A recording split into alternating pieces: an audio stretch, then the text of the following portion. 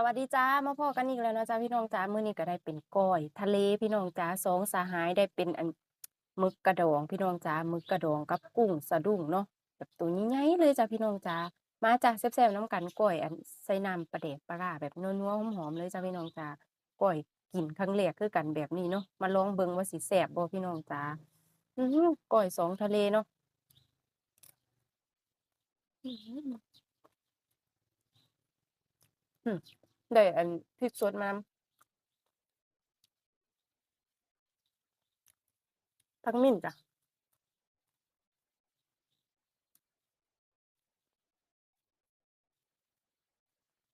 อือฮึหอมน้ำปลาแดกขนาด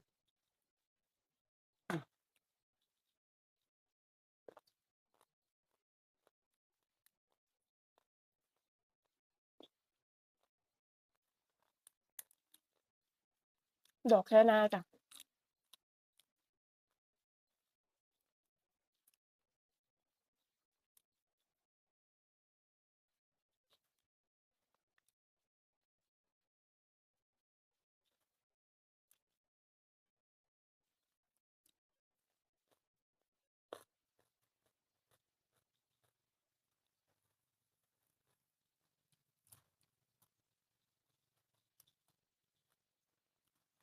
มะกระดอง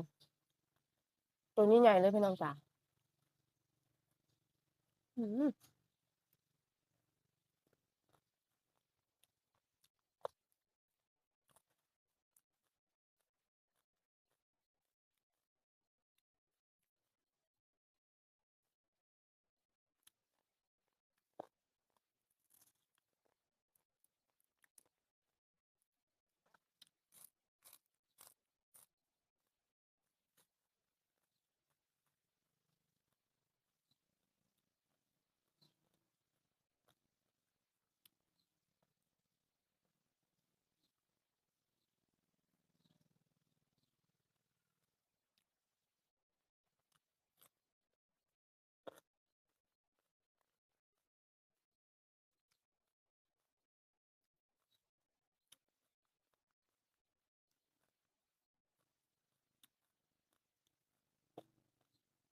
อืม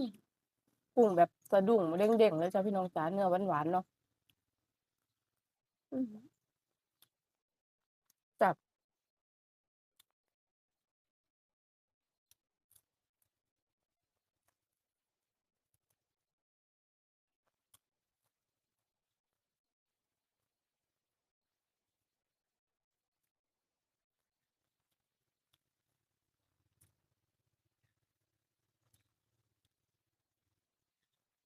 ปล่อยใส่น้ำปลาแดกเต๊ดังตวดๆพี่น้องจ๋าป๊าดคักขนาดเลย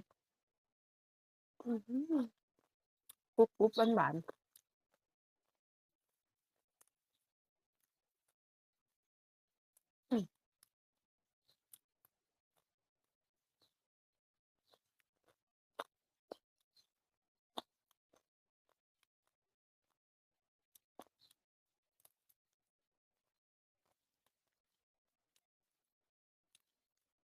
ๆจับ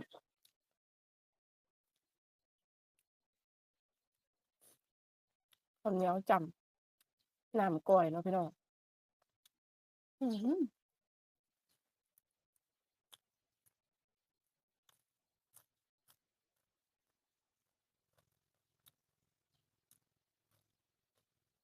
จับขนาดเลย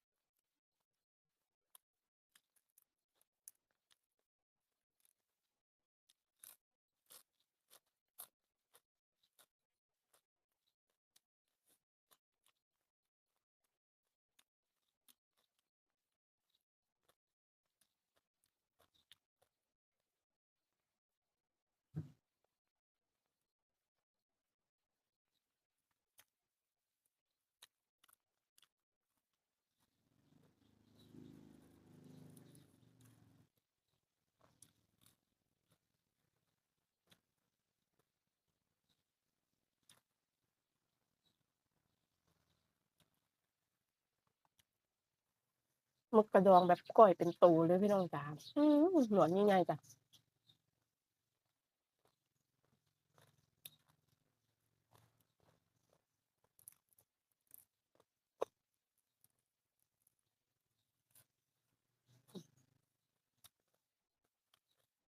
คำละโตเลย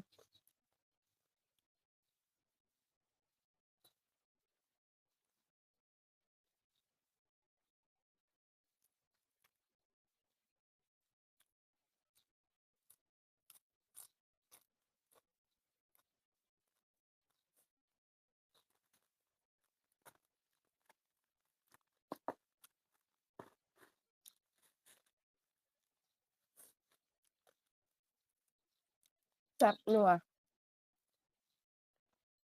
ลงในเครื่องพี่น้องจ๋าอื้อฮือ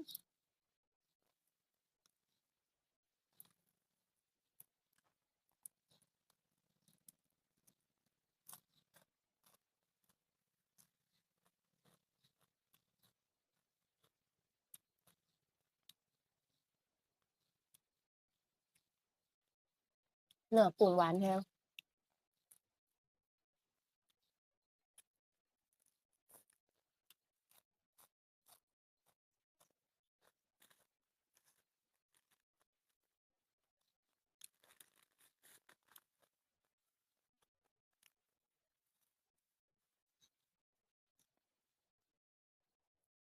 จ้าพี่น้องจ๋าสำหรับคลิปนี้ก็ขอจบคลิปไว้เพียงส่ำนี้เนาะพี่น้องก้อยสองทะเลเนาะกุ้งกับหมึกกระดองพี่น้องจ๋าป๊าดแซ่บบักคักเลยจ้ะคันมักคันชอบคลิปนี้ก็ฝากคือเก่าเลยจ้ะพี่น้องจ๋าฝากกดติดตามกดไลก์กดแชร์เป็นกำลังใจให้ช่องสาวไทยพูในเด้อจ้าลาไปเลยจ้าสวัสดีจ้า